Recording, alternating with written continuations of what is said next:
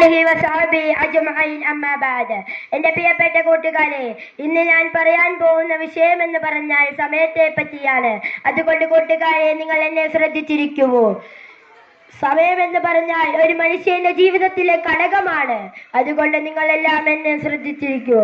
ഒരിക്കൽ ഒരു സഹാബി പറഞ്ഞു, നാം കളിക്കുകയും പഠിക്കുകയും അതിനുപരി നാം ഇബാദത്ത് ചെയ്യാനും സമയം കണ്ടെത്തിയെടുക്കണം. അങ്ങനല്ലയോ ഒരു സഹാബി പഠിപ്പിച്ചു തന്നിട്ടുള്ളത്. കാല മുഹമ്മദ് മുസ്തഫ സല്ലല്ലാഹു അലൈഹി വസല്ലം പറഞ്ഞിട്ടുണ്ട്, നമ്മളെ സമയം കളയുന്ന ശൈത്താൻ അവർക്ക് ഒന്നാം താക്കീത് കൊടുത്തിരുന്നു, രണ്ടാമത്തെ വട്ടവും താക്കീത് കൊടുത്തിരുന്നു.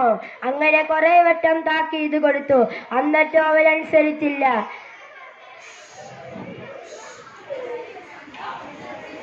ഞാൻ കൂടുതൽ വിശ്വസിക്കുന്നില്ല.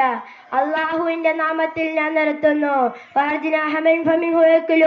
അസ്സലാമു അലൈക്കും.